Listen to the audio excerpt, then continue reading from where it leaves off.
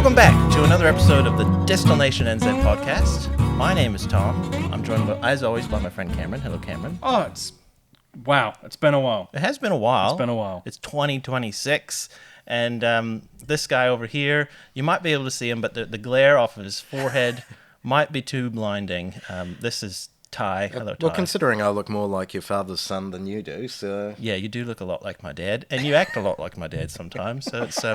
and you might have heard my voice before in the background of... Was it the last episode? Oh no, you handed notes during some of the episodes that we had with number 8 and NZ Whiskey Company. There was a few of those where yes, You're giving us your historical context on something. Yeah, so now I'm allowed out the front. Well, we thought, you hang out here at Herrick Creek enough, you may as well be part of the picture. I'll be out there. Ty used to be the bootlegger, the sales guy, and we've sort of downsized a bit, so unfortunately you're kind of on the back bench right now. But, you're still around helping out, so I appreciate you. Thank you. Times are tough. Yeah. That's sort of the, I guess, the topic of the century right now, isn't it? It seems like we've talked about this for over a year now. And they only get tougher. Yeah. We've had some big changes in lives. You've changed jobs last year, so you've been busy. Yep, life keeps on happening. As the prophet Smashmouth once said, the years start coming and they don't stop coming. Yeah. And it has just felt like one thing after another. Absolutely. And then, of course, we shut down the Juniper Collective. Well, I did. Sorry, not we, but you guys aren't involved in that. Sorry. Don't want to make you... I'll sit in my little box over here. Sorry. So yeah, that was a big life change as well. I was loosely, not in the decision-making process. Yeah, exactly. Yeah, you were in there working. So it's been a year of change, and so we just took a bit of a break from the podcast and focused on our lives. And I thought today is December 31st that we're recording this. Of course, this will come out in 2026. So Happy New Year! Yeah, and big changes for me. I'll probably be a father. That's right. Yes. By then. Welcome to the club. Yeah. Thank you. Yeah. Help me. Yeah. No, I hope it goes well. Thank you. We're very excited to meet the little one. Yeah. And then, of course, they'll all be able to hang out, which is pretty cool. Yeah. We can drink whiskey and they can drink apple juice. Yeah. Right? Yeah. Absolutely. Yeah. So I guess before we sort of dive into just what's new, what's happened in the last 6-7 months or so, I just sort of want to quickly address the Juniper Collective, and I just want to, say that the economic times hit me as well as everyone else. We've been talking about it for ages, and it came and it hit me really hard and fast, and I had to make the very quick and difficult decision to shut the shop, and it's been the worst thing I've ever had to do. I've let down a lot of people, and I'm just genuinely sorry to anybody involved in that, and I just want to say that thank you to anybody who came to the shop and partook in the events, bought some bottles, supported us, just meant the world, and I wish we could have kept it going, but it's I'm definitely not the deepest pockets in New Zealand, and these sort of recessions hit hard real fast when you're the small business, and a couple things go wrong, and that's that. So thank you to everybody involved. Sorry to anybody involved, and it sucks. That's the only way to say it, really. It does suck, but nobody can say that you didn't give it a good nudge. Nobody can say that you didn't give it absolutely everything. Yeah, thank you. It does feel like I put it all in there, left it all on the table, but that's that, we figured we did chat after, do we want to keep the podcast going and stuff, but I've still got Herrick Creek, decided to keep that for now, just because it would have been nice to just kind of shut everything down and, be done with spirits maybe almost at the time. That's kind of what I thought. But yeah, you did scare me a little with that while you were in the thick of it, and I'm glad that you have actually taken some time to decompress, take a deep breath. Yep. Again, it sucks, but just having that, I don't know, gaining a little bit more perspective, maybe. Yeah, nobody can say that you didn't give it your best shot. Nobody can say that you haven't been a supporter, and everything that you've tried to do, both on this podcast and in the shop, is uplift local producers and fans, and that's what we've been trying to do this whole time. Nobody can say that you haven't done that. Yeah, thank you. I mean, that's the goal. That's always been the goal. It's always been the goal. Yeah. Just help everyone out. I mean, look, I was collateral damage, and I'm still here. So yeah, Yeah. I mean, it's a testament to you. I wouldn't be here if you weren't a great boss. So. Well, thank you very much. Yeah. But I was in the same boat as Cam, where I was terrified that it was just going to be packed up, and I was just like, worst case scenario, we'll just pack up Eddie. I'll find a place in the shed to store it, and if you still feel the same way in a year, we'll look at that, but just don't get rid of everything right now. Yeah. Eddie is my still, if anybody doesn't know. Eddie is the still for Herrick Creek, after Eddie Herrick, who used to do the moose surveying down in Fiordland. It's kind of a fun name. But no, yeah, I appreciate that. I do appreciate it, and I appreciate your support too. Yeah, I mean, we're still here to support everyone in the industry, you know? That's what it's all about. And just because I run a distillery and not the shop anymore doesn't mean that we don't want to not support everyone. But that was where we started. When Yeah. we started, you didn't have the shop. That's true, yeah. And it was, we were two fans and saw that there were lots of... I guess here's a great wee recap now that we're, I think, 3 years on with the podcast. Actually, yeah. And we saw that there were lots of podcasts with Americans talking about American whiskey and lots of podcasts of people talking about the Scotch whiskey industry. And we said, where is that Kiwi voice? Where is that whoever that's championing local spirits producers? And Tom, you approached me and said, this is an idea that I've had. Nobody else is doing it. Are you crazy enough to give it a go? I said, why not? You said, I'm just crazy. Yeah, exactly. You did check. Exactly. You did say, are you 30 years old yet? And you are white, right? Because That those are the prerequisites. those are the prerequisites, as I tell everybody at my events. If you've ever come to my events, you'll know, because there are the stories that I trot out every time, that you turn your tasting mat over and there's a brief feedback form that, you know, if there's anything that I could do to improve. But there's also a QR code with a link to all of my socials. And then I say, because I am a white man in my 30s, I've got a podcast, so tune in. If you enjoyed listening to me with a drink for the past hour and a bit, you too can take that feeling home with you. Yes, it's not a racist thing. You had to be white. It was just a stereotype. It's just a yeah, comment. it's a stereotype. Yeah. Oh, Yeah, nice. but in saying that, we do, in the comment section on the back of Cam's tasting page, Tom and I usually sit there and just write abuse for Cam, but Yes. now that's kind of backfired, because we used to pick on you, and now the camera recognises Cameron as you. Oh, yeah, you. that's What? true. Well, yeah, because I've got cameras here at the distillery, and it tells me who it is sometimes if I've sort of recorded their face. And so a lot of times when I'm walking in and out, the camera's like, Cameron scene. I'm like, it's not Cameron's not here, it's me. And we don't look that much alike. I don't like, think we look that much alike. and I always have a beard. Yes. You never have a beard. Well, rarely, but yeah. We wear different hats. We wear different hats. yeah. I don't wear glasses. Yeah, I don't know what else. The distiller looks like a monkey.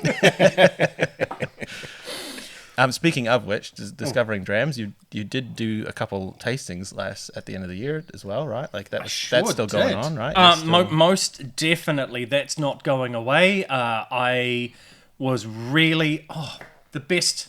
I think the best case scenario, I got contacted by a gentleman who said, I'm planning a surprise party for my wife, and I would love to have a whiskey tasting as part of that. And it was just so much fun that, and I did have to check. I'm like, are we dealing with whiskey fans or not? And he said, there'll be some people who are really into it, some who aren't at all, but this is kind of...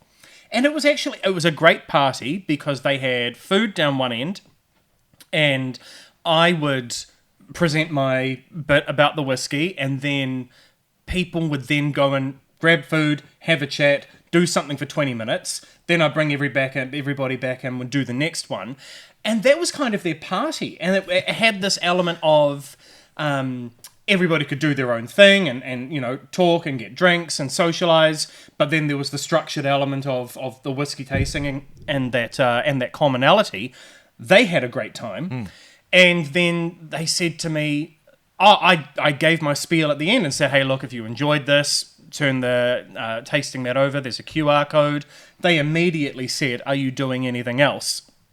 And I said, yes, in November, I'm hosting a whiskey tasting for my pipe band that I'm in, Scottish Society of New Zealand Pipe Band. And on the spot, they booked tickets to go to that. So, yeah, that's another thing. I guess I've joined a pipe band, and they said, oh, can we host whiskey tasting fundraisers? And I said, yeah, I can help with that. So, yeah, all good fun. And yes, I'm no plans to stop that anytime soon. And a big thank you to you having me at the Juniper Collective a few times, and a big thank you to Smoke and Barrel in Woolston. We love those guys. Their venue is fantastic. They're a great team to work with. Their catering is off the charts. Really want to say a big thank you to them for all of their help through 2025. Looking forward to hosting some more events there. Nothing booked in at this stage, but looking forward to getting back there in 2026. Yeah, legend. You went to you went to a couple of the tastings, right? I think I've been to all. You would have been most, if not all. Yeah. Yeah. So no, absolutely amazing. Great to try things I wouldn't normally get to try. Like I remember you coming one time afterwards, and you told me, "Gosh, it was really good whiskey. I just couldn't stand the buffoon at the front." You know. Was that when you were up there? Or?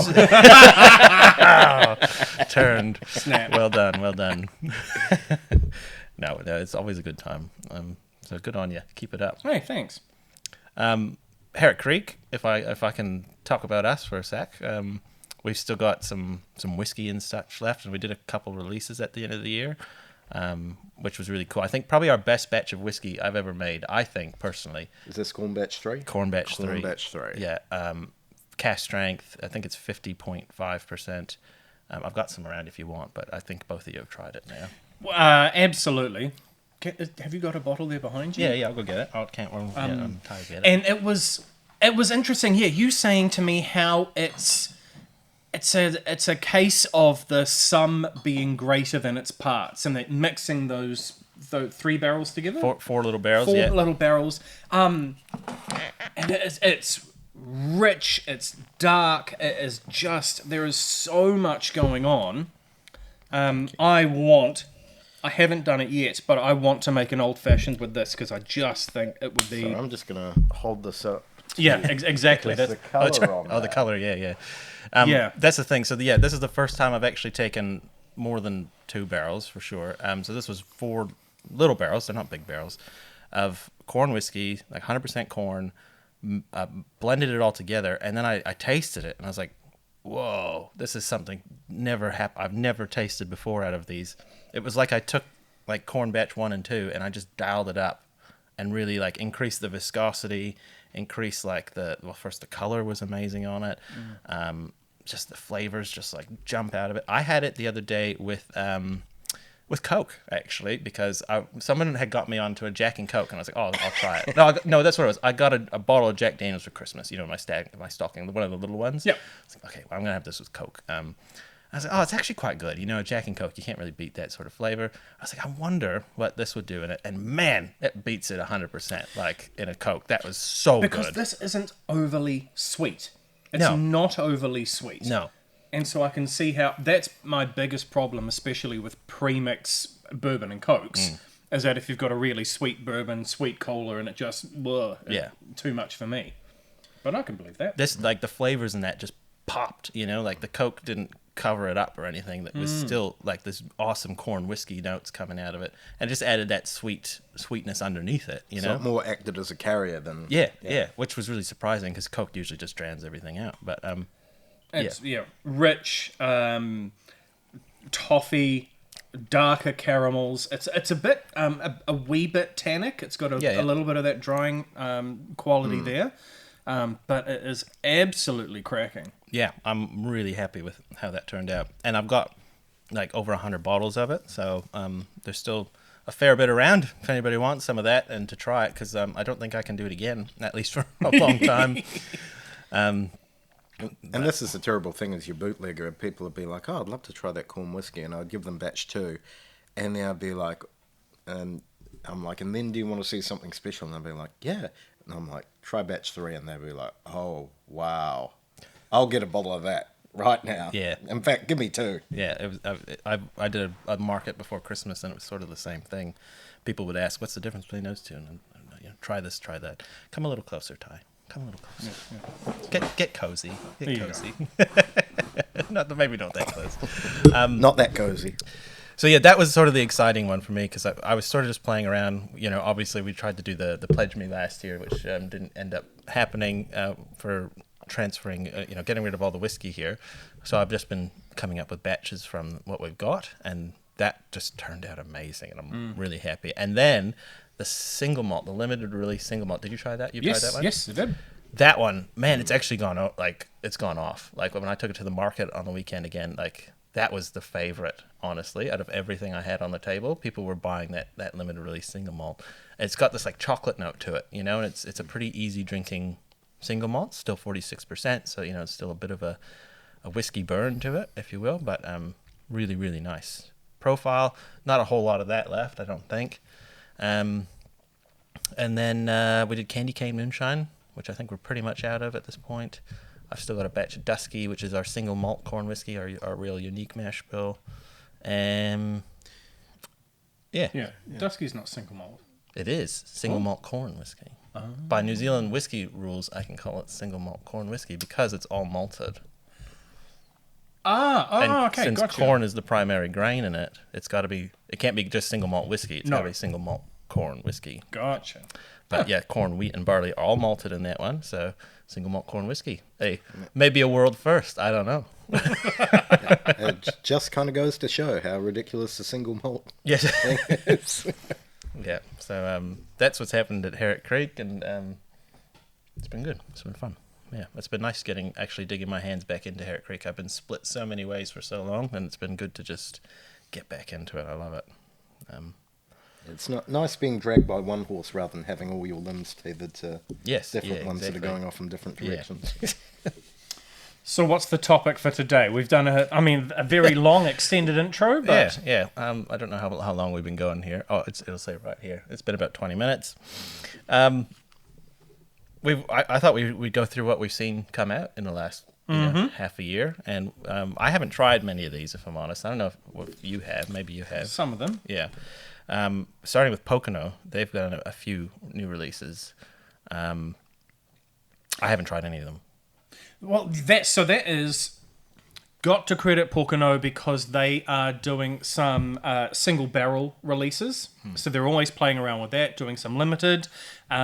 Very interesting. So I had for my final public event of the year, which was Any Port in a Storm, I picked up their port cask, and so they were using a New Zealand port barrel for that. As you can see, haven't actually color on that, eh? done all that much with it. Oh no, that's because I ordered it for my final public event of the year, and it didn't arrive in time. I was going to say, I don't... But I still had all of the tasting mats there, and then my friends at the US Air Force came back over, and they wanted another event, and so I had it there. So I used the last of the Talisker that I had at the public one that you were at, and so yes, I poured this for them at the private event. It's lovely. But they've also done, which I've not tried, very excited too, a Sauvignon Blanc cask. Yeah, that sounds quite interesting, eh? because it's not the first time a whiskey has been made in a New Zealand white wine barrel, but it's still very much the exception rather than the rule. It's usually like Chardonnay, isn't it? Waiheke whiskey have done a Chardonnay. Yeah. So Chardonnay's more. This is my background. I'm As a actually winemaker. a winemaker. Yeah.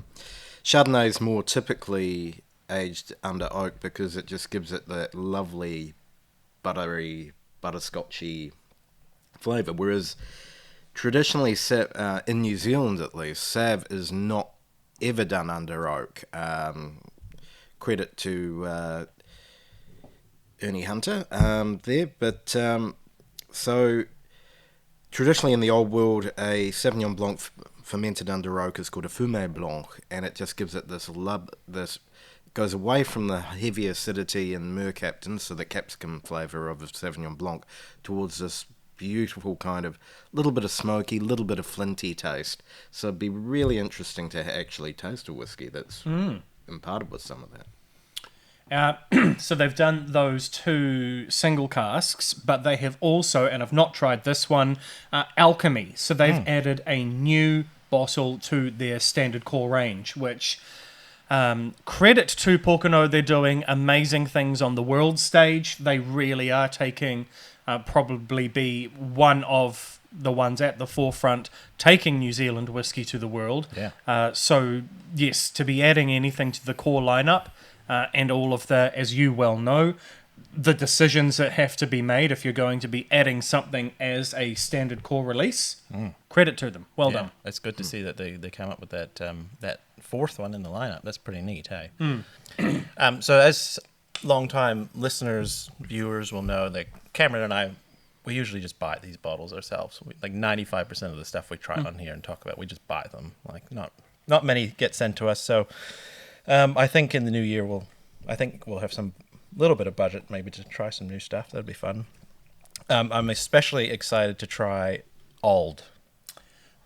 So they released their oat whiskey about this time last year, and they have now added, what is it, wheat and barley? Wheat, barley, corn. And corn, right. And then the oat, of course, so which I think is a new release as well of the oat. And these are now proper full releases. I think they're like 7 to 10 years old, is my understanding. I think they were 7 or 8 years old because it's 2017 harvest, and they are in beautiful bottles. If you want to go have a look at their website, I highly suggest looking at them because like they've done a proper job with that. They come in 250 mils or 700 mil bottles, and I just can't wait to try them. Honestly, I'm very excited by it.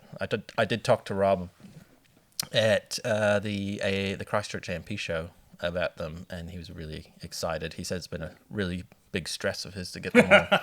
He really wanted to get them out before Christmas, but I think they're getting shipped out in the new year now. Good. Congratulations, because they've been working that long without having released whiskey. Congratulations to them on hitting that mark. That's huge. Absolutely. I'm sure we'll talk about it once we have some in hand. Reefton, of course, they've announced their inaugural whiskey release of Moonlight Creek, but I don't think it's been shipped yet. No, I haven't. I haven't seen anything actually out there. No, I haven't seen anything. But if you want to check it out, go check it out.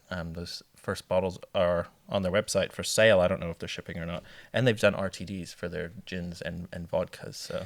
Are you hoping to get a bottle of the Moonlight Creek before you go up Moonlight Creek in the new year? Or? Oh, maybe one day.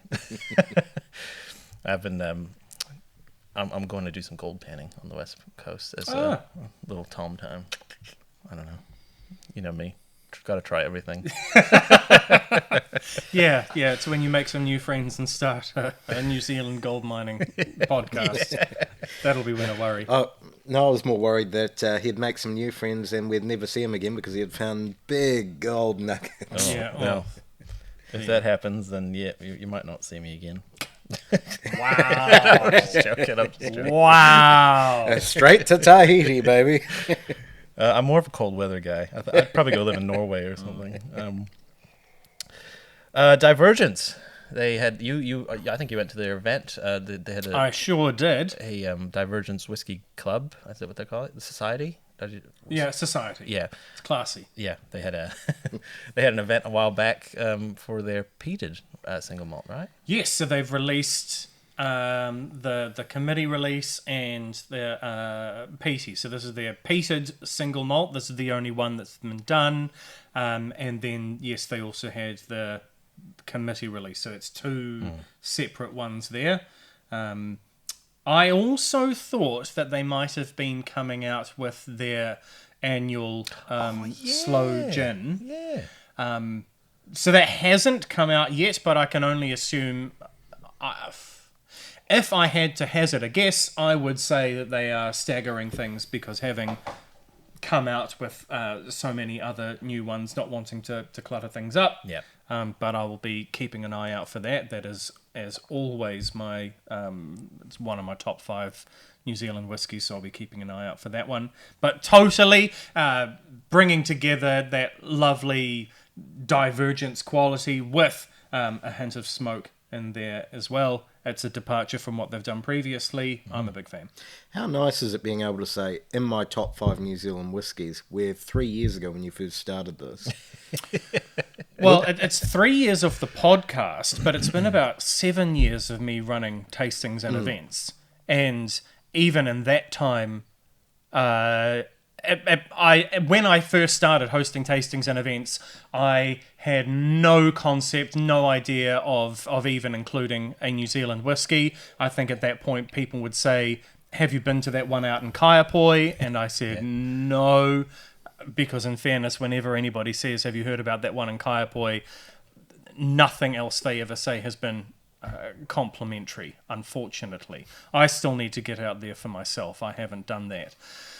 But yeah, to have absolutely no plan to be doing anything with New Zealand whiskey, to having a couple of, like, once a year doing a New Zealand whiskey tasting, and even then, I think when I first did it, I might have had 2 from Thompson. There wasn't even enough to have one from each distillery that was offering a whiskey, to now, where at least one, as a matter of course, at least one will be from New Zealand at each event that I'm doing, and it'll be new, and it'll be something that I haven't shown before. Like, wow, it's come a long, long way. Yeah, it really has. And speaking of coming a long way, I'll just skip ahead a couple here, but Cardrona Distillery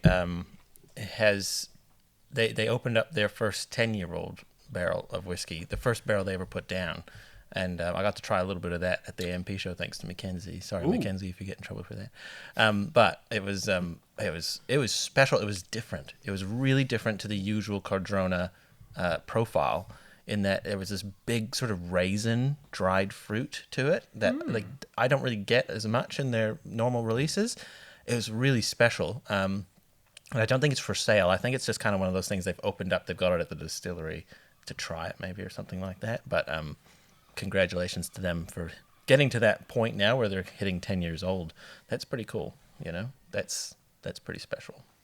There are a range of new whiskies coming out from Waiheke. Yeah. And what I love about when they'll come out with a range of new releases, and then they will release a new tasting pack so that you can taste along. There's a link to a video so that you can watch, but they have got... How do I get into this box?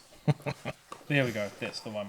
It's like watching a bear trying to get into a car, isn't it? So this one has the Fairlight, which is their blended whiskey. They have also got... What's that one? Dyad Quartet. Oh, that's the new one, isn't it? So that's one of the new ones. So that's a blend of...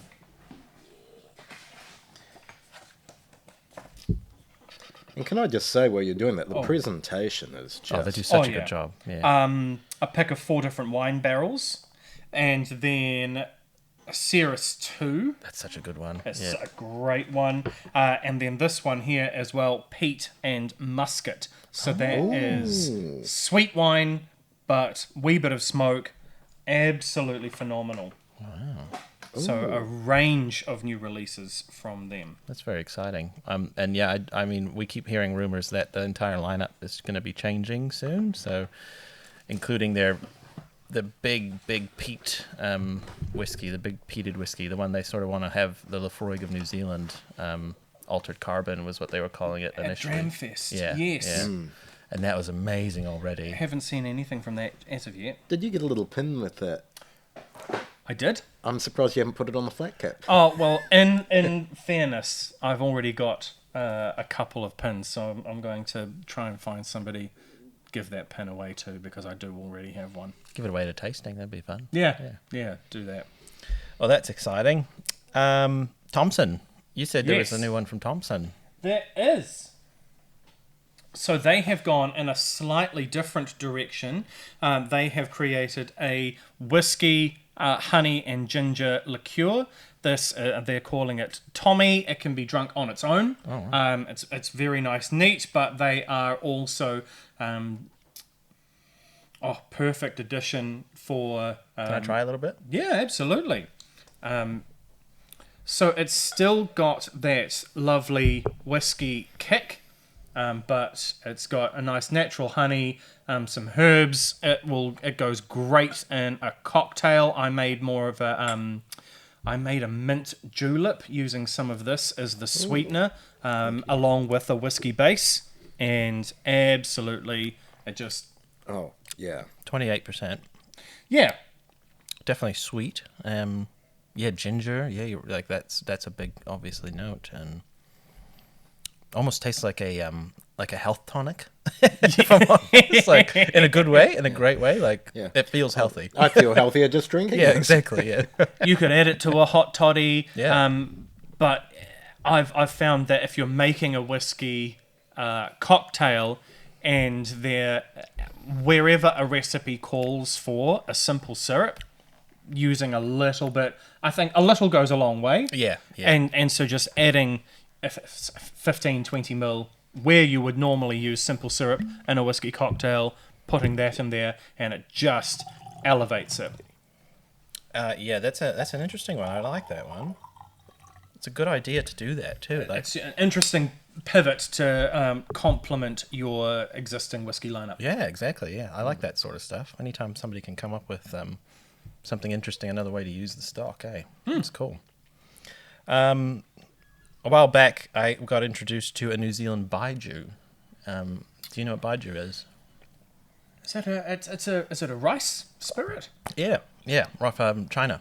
Yeah, it's a Chinese national spirit, if you will. Mm-hmm. And rice, and he's making it here in New Zealand now, and I did get to try it, and I got to say, unlike, because I've tried a lot of Baiju, my brother-in-law lives in China, so he's bought me a few of them, and including what he calls like the best ones. And no offense, but I hate them all. Like I've hated every single one. In fact, there is some over there if you want to try it, but it's not my cup of tea at all. Yeah. I will say though that the Baiju that he brought in to the shop when we tried it, it was amazing. It was fruity and bright, and it's an unaged spirit, so it's you're sort of in gin-ish, ushkaba almost territory, but like it was really, really well done. So if someone's into Baiju or you want to try something, I would suggest looking for that one, New Zealand Baiju. I can't exactly remember the name, I'm very sorry, but it was awesome. Really good. Did we grow rice here, or? I can't remember. I did ask this question. I think I did ask where the rice was coming from, and I can't remember. I'm really sorry. Yeah. But maybe one day we'll try some more. We'll get some. I know on the West Coast they have water buffalo, so... Hey, anytime there's a new spirit around, it'd be kind of cool to try these things, and talk about them, because that's what we're all about, eh? And yeah, that is certainly the hope, is that we can get back to interviewing some producers. We haven't done that for a while, Yeah, it's been a while. but that is certainly what we would love to be doing some more of. Yeah. What about that one behind you there? Yeah, this is a fun one. This is called Laughing Owl, and I'm involved a little bit in this. I've been helping them get this to market. It's called Laughing Owl Single Malt Whiskey. So this is a I'm sure they won't mind me telling the whole story behind it, but basically they wanted to introduce a single malt whiskey to New Zealand that was aged on Manuka wood, right? So what they've done is they've gone to America.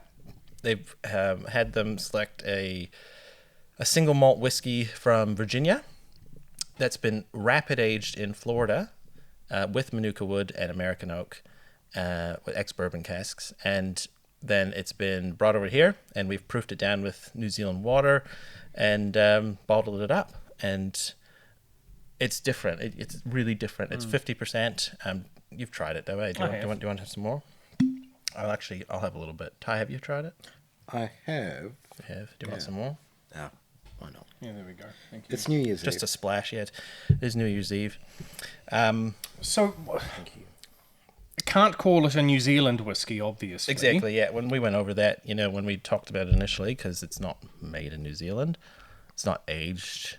But New so, is there any traditional aging element, or is it entirely rapid aged? For this one, it's entirely rapid aged. Right. The future releases they've got planned, they're actually going to take already existing aged stock that's been sitting in barrels, and then they're going to add this Manuka element on top of it. So it will be pre-aged, then rapid aged, and then bottled up, which is an interesting sort of way to do it. It's different, So, yeah, And beautiful story as well. Like the Laughing Owl is one of the sadly departed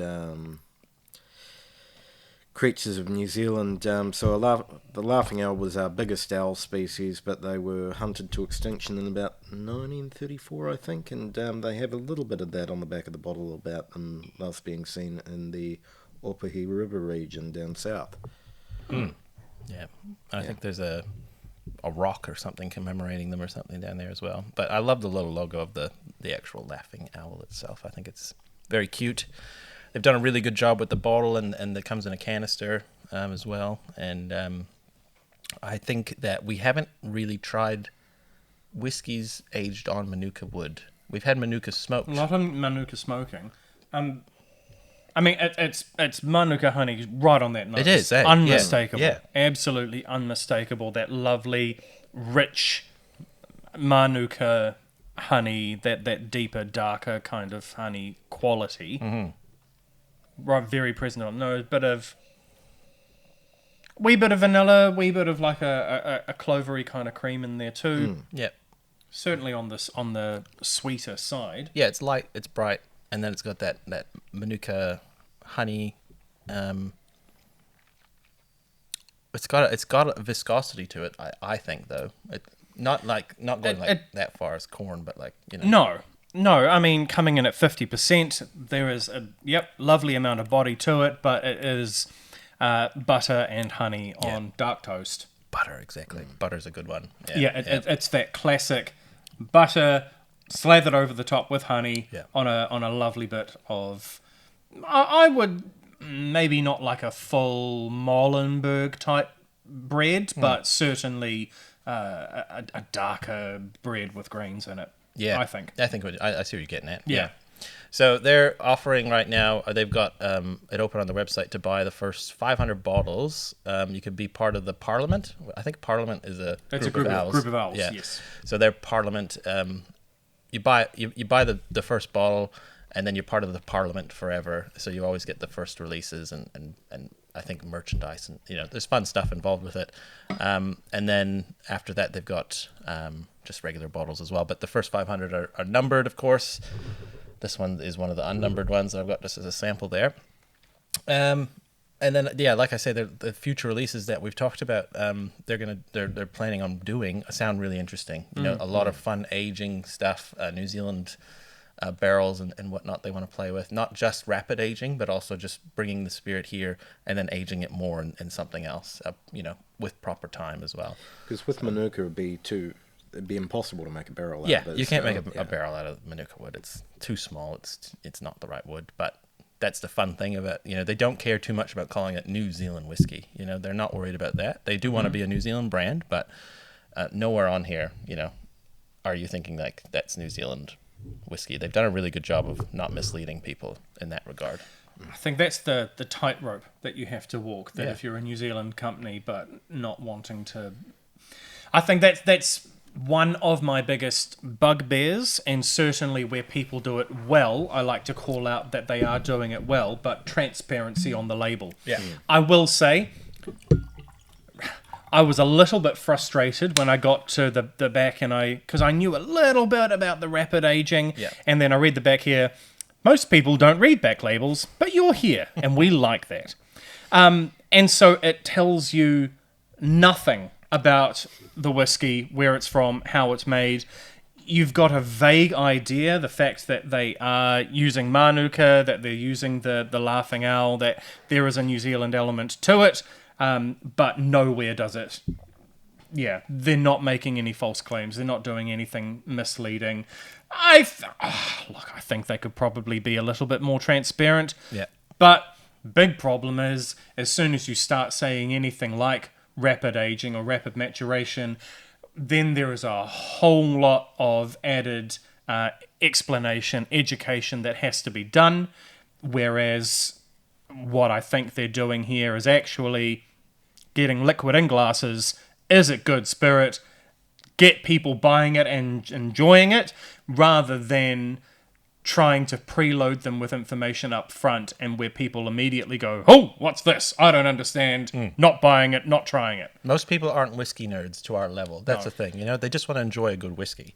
So if the whiskey nerd can come in and ask those questions, perfect. They can educate them in that way. I think that's where that's come in for them. Also because most Kiwis are like hobbits from Lord of the Rings, and they're like, "Oh, new and unusual. I don't like that. I don't trust it." That was, and I mean, case in point, when I very first started advertising, all right, this is my New Zealand whiskey tasting. I've got whiskey. It's just from New Zealand, and common questions. Oh, are we making whiskey in New Zealand? Oh, it can't be any good then. And I'm thinking, We've just tall poppied ourselves. You haven't tried anything. All I have told you is that it is a whiskey tasting with just New Zealand whiskey, and your one, are we doing it? Oh, we can't be doing it. And if we are doing it, it can't be very good. And that was time and time again. That was the kind of the wall that I was butting heads up against. So yes, I do think we have kind of turned a bit of a corner, that the minute you start talking about a New Zealand whiskey, people aren't immediately saying, oh, well, if it's made here, it can't be any good. It's not Scotch. Only drink Scotch. It has changed a bit there, but there's certainly still, yeah. Keep an open mind, everyone. Yeah. Just because you tried one New Zealand whiskey you didn't enjoy doesn't mean you won't enjoy the next one. You know, even from the same distillery, you never know what you're going to get. So keep an open mind. Yeah. Another one I was just thinking of while we were talking was a while back I got to try a new release, hasn't come out yet, from Southward. Oh. And it is a Pinot Noir aged single. No, it's not. It's this Pinot Noir aged rye whiskey. Oh. And it's not 100% rye. It is rye and barley. But I tried it, and it is big Pinot Noir in there. And I thought it might come out by the end of the year, but it hasn't. But keep an eye out for Southward for that one. There's still, 12 hours left on the day? Yeah, let's call Frankie. Come on, Frankie. Yeah. So that was a neat one. I did see New Zealand Whiskey Collection had a Christmas release, which is really cool. Always excited when they come out with stuff. Is there anything else? I think, if anything, it has been a long time since we've actually sat down, done anything like this. It has been... I remember back at Dramfest, which again was this year, and we walk up to the Waiheke table, and Ro looked at us and she said, "Don't you guys spend enough time together?" And I think the truth is that we don't actually... We look like we spend a lot of time together. We don't actually spend a lot of... not nearly as much time together. So if nothing else, I hope this episode serves as a great look back at the second half of this year, that in spite of the doom and the gloom that we started off with, there is still a lot happening. There are still some great companies that are pushing forward with new, experimental, different, and our tried and true message of support local where you can has never been more current. Absolutely. I mean, this is the time. It doesn't just apply to spirits too. Just support your local everyone, you know? Just think about it before you buy something. Can you get it local? Is it a little bit more, you know, can you afford it? Then maybe have a think, you know? Yeah. But no, this is fun. It's fun. Thanks, Ty. No, thank you for having We me. might invite you back. It was a very loose night. But no, this was fun. If you want to learn more about anything, you always reach out to us. Instagram, Facebook, website, Distil-Nation NZ is our handle, or at a Distil-Nation.nz is our website. It's been a while since we've done a sign-off, sorry. So, but yeah, no, this was fun, thanks. Yeah. The Three Moochketeers ride again. Oh, dear. Actually, that's a good one. I just want to quickly end off with that story. It was that a while back. I can't remember where we were, but it was... Was it Dramfest? Was it Dramfest? And Or midwinter. Midwinter, yeah. the session. Oh, it was the midwinter session, yeah. Yeah, and I caught Cam off guard. I said, Cam, you're a bit of a whiskey mooch. And he looked shocked, you know, shocked. Tom just said that to me. I'm a whiskey mooch. But It was like he was looking in the mirror for the very first time.